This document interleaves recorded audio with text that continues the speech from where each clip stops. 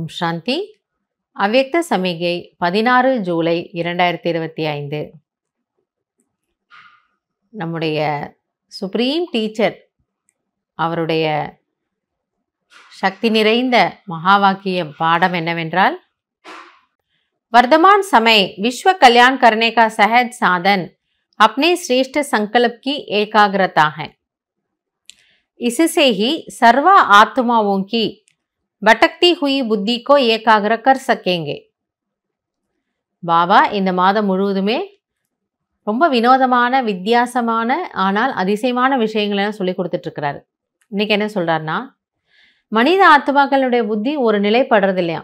எல்லாருக்கும் என்ன கம்ப்ளைண்ட்டில், எனக்கு கான்சன்ட்ரேஷனே இல்லை, எனக்கு ஃபோக்கஸே இல்லை, என்னால் எதையும் யோசிக்க முடியல, என்னால் ஒரு திடமான ஒரு முடிவு எடுக்க முடியல, என்னோடய தீர்மானிக்கக்கூடிய சக்தி எனக்கு சுத்தமாக இல்லை, புத்தி ரொம்ப அலைப்பாயுது, என்ன பண்ணணும்னு தெரியல, என்னால் கண்ட்ரோல் பண்ணவே முடியலை.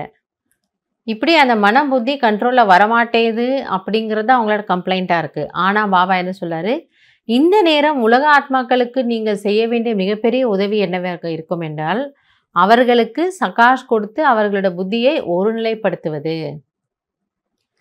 அப்போ நம்ம யோசிப்போம், அவங்களுடைய புத்தி கான்சன்ட்ரேட் ஆகலைன்னா அதுக்கு நம்ம எப்படி பண்ண முடியும்?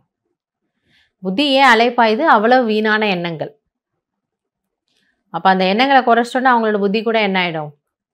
ஸ்லோ டவுன் ஆகிடும். மத்தலப் எண்ணங்களுடைய வேகம் குறைஞ்சிடும், புத்தி ஒருநிலைப்பட ஆரம்பிக்கும். विश्व की सर्व आत्माएं विशेष यही चाहना रखती हैं कि भटकी हुई बुद्धि एकाग्र हो जाए व मन चंचलता से एकाग्र हो जाए. ஆக உலகத்தின் ஆத்மாக்கள் இந்த ஒரு விசேஷமான ஆசைதான் வைக்கிறார்கள். அதாவது என்னுடைய அலைபாயக்கூடிய இந்த மனம் மற்றும் புத்தி குழப்பத்தில் இருந்து விடுபட்டு ஒருமுகப்பட வேண்டும்.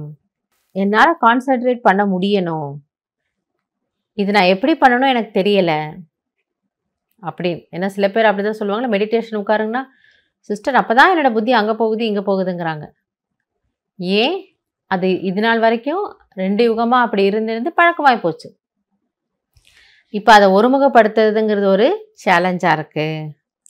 இஸ்கேலியே ஆக அதற்காக பாபா குழந்தைங்க நாம் என்ன செய்யணும்? ஏகாகிரதா அர்த்தாத் சதா ஏக் பாப் दूसरा न कोई इस वृत्ति से एक स्थिति में स्थित होने का विशेष अभ्यास करो. அப்போ பாபா புரிய வைக்கிறாரு, என்னுடைய குழந்தைகளாகிய உங்களுடைய ரோல் என்ன? உங்களுடைய மனம் எப்பொழுது ஒருமுகப்படுமோ அது அவர்களுக்கு ஒரு பிரேரணையை கொடுக்கும், அது அவர்களுக்கு ஒரு சக்தியை கொடுக்கும், அவர்களுடைய மனதையும் உங்களால் சாந்தப்படுத்த முடியும், புத்தியை ஒருநிலைப்படுத்த முடியும். அப்போ நமக்கு முதல்ல அது வரணும். அப்படின்னா பாபா என்ன சொல்றாரு, ஒரு தந்தையை தவிர யாரும் அல்ல. அதாவது புத்தி அங்கே மட்டும்தான் போகுது, அங்கேருந்து தான் எல்லாவற்றையும் நான் எடுத்துக்கிறேன், என்னுடைய உலகமே அந்த ஒருத்தர் தான், அந்த உலகமே ஒருத்தர் தான்னு நீங்கள் எப்போ வரீங்களோ அந்த அளவுக்கு இந்த மனபுத்தி ஒருமுகப்படுத்தி ஏகாகிரமாக ஆகுதுன்னா அப்போ பாபா சொல்றாரு, உங்களால் பிற ஆத்மாக்களின் அலைபாயக்கூடிய புத்தியை நிறுத்த முடியும். ஸோ அவங்களுக்கு அதை செய்ய வைக்கிறதுக்கு முன்னாடி நமக்கு இந்த ஒரு அனுபவம் இருக்கணுங்கிறார். ஏக் பாப் दूसरा न कोई. உண்மையிலே இது எவ்வளோ ஒரு ஸ்வீட்டான விஷயம் இல்லையா? இது ஒரு குஷி தரக்கூடிய விஷயம். ஏதோ கட்டாயப்படுத்தி ஃபோர்ஸ் பண்ணி பாபா மட்டும் நினைக்கணும் அப்படி இல்லை. எனக்கு பிடிச்சமானவர், என் மனதிற்கு பிடித்தமானவர், என் இதயத்தை கவர்ந்தவர். அப்போ அவர் கூட பேசுகிறதுல, அவர் கூட இருக்கிறதுல நமக்கு இன்ஃபேக்ட் நம்ம அதை என்ஜாய் பண்ணுவோம் இல்லையா, குஷியாக இருக்கும். ஸோ இன்றைக்கி நம்ம இதை முயற்சி பண்ணலாம். எந்த முயற்சி இன்றைக்கி பண்ணுறோம்? பாபாவோட அதிக நேரம் இருக்கிறதுக்கு முயற்சி பண்ணலாம். என் உலகமாக அவர் ஒருவரை நான் வச்சுக்கிறேன். அப்போ என்னுடைய மனம் எவ்வளோ சாந்தமாகுது, அதனால் என்னால் மற்றவர்களுக்கு எவ்வளவு பிரேரணை கொடுக்க முடியுதுங்கிறத இன்றைக்கி ட்ரை பண்ணலாம். நல்லது. ஓம் சாந்தி.